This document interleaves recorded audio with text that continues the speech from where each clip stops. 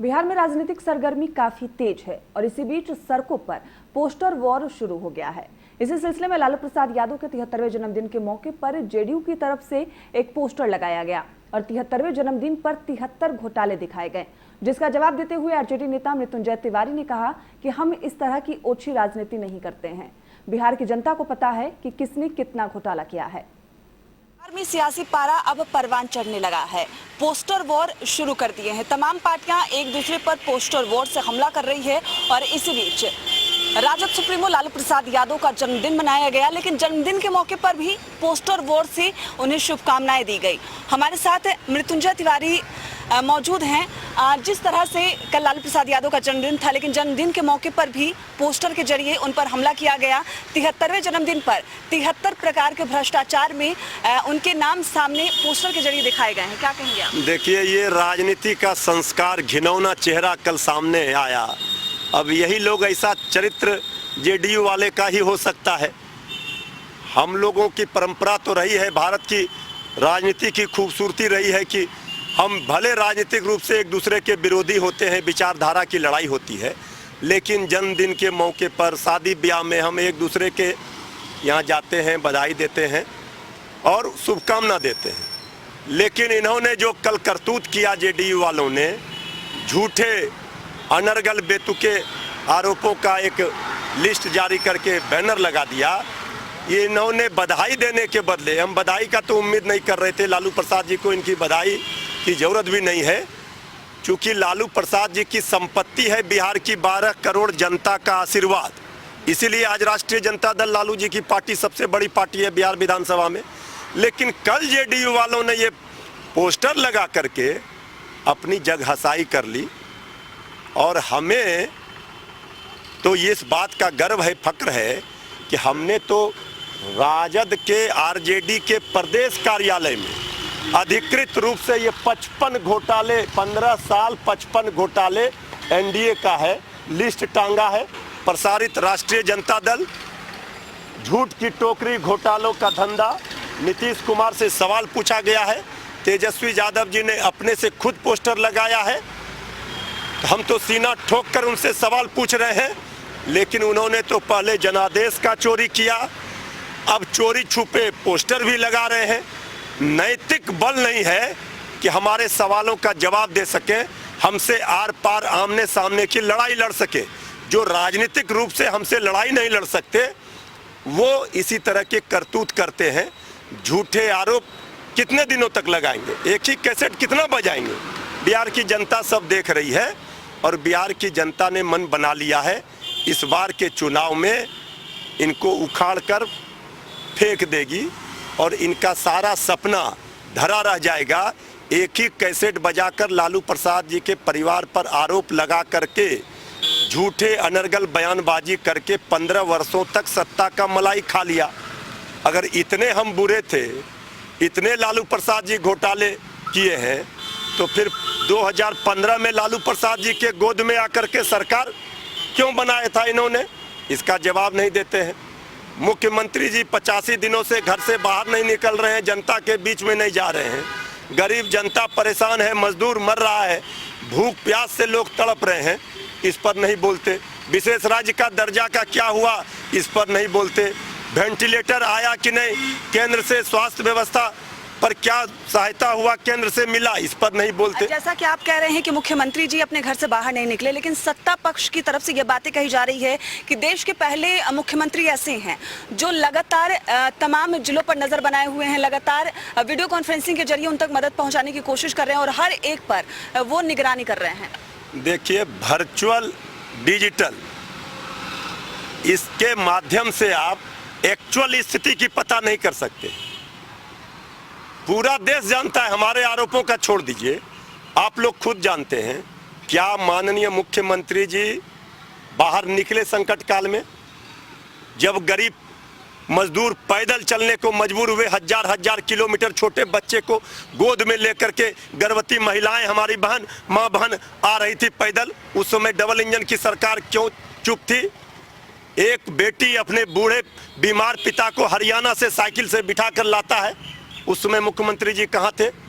देखिए, बोलने से नहीं होगा, अब चाहे जितना पीटे ढोल, एनडीए सरकार का, मुख्यमंत्री का खुल गया पोल। इसी संकट काल में जो इनका चेहरा सामने आया, गरीब विरोधी, वो बिहार की जनता नहीं भूल सकती है। जो सरकार होती है गरीबों के लिए, असहाय के लिए, जो मजबूर हैं, जो लाचार हैं, उनके लिए। लेकिन सरकार ने क्या किया था? जब रसूखदार वीआईपी परिवार के बच्चे को आना था, उनको पास निर्गत कर दिया कोटा से आने के लिए। और जब साधारण परिवार के, गरीब परिवार के लोग कह रहे थे हमें पास दीजिए, तो उनसे कहा जा रहा था लॉकडाउन का पालन करो। पेट में भूख की आग जिस गरीब मजदूर के दिलों में, पेट में लगा हुआ है, वो नहीं भूल सकता है। और गरीबों मजदूरों की हाय और बद्दुआ से ये सरकार अपने आप समाप्त हो जाएगी। जिस तरह से कल लालू प्रसाद यादव का जन्मदिन था और जन्मदिन के मौके पर नीरज कुमार ने प्रेस वार्ता की और प्रेस वार्ता के दौरान उन्होंने कई आरोप लगाए। जो 73 बोर्ड लगाए गए थे, जो 73 आरोप थे, उस आरोपों के बारे में जिक्र किया और साथ में ये भी कहा कि ऐसा कोई सगा नहीं जिसे लालू प्रसाद यादव ने ठगा नहीं। गंदे लोगों के गंदी मानसिकता का, गंदे सवालों का जवाब देने के लिए हम नहीं हैं। बहस होगी मुद्दे पर ना। आपके पास राजनीतिक मुद्दा का अभाव है, इसका मतलब 15 साल में अपनी उपलब्धि बताते, इतना ऊर्जा जो खर्च कर रहे हैं, लालू प्रसाद जी का परिवार क्या कर रहा है, कहाँ है उनका संपत्ति, क्या पहना उन्होंने, कौन शर्ट पहना, कौन, 15 वर्षों से तो यही कर रहे हैं। इतना ऊर्जा अगर लगाते बिहार में काम करने में, तो आज इतनी बड़ी संख्या में लोगों को पलायन नहीं करना पड़ता। यहाँ उद्योग के धंधे लगा देते, रोजी रोजगार की व्यवस्था करते, वो तो किया नहीं। अब ये सब कैसेट पुराना हो गया। आज ही हम लोगों की पार्टी की माननीय सांसद श्रीमती मीसा भारती जी ने, जो तेजस्वी यादव जी के बड़ी बहन भी हैं, उन्होंने पूरे मामले पर जवाब दे दिया है, बता दिया है।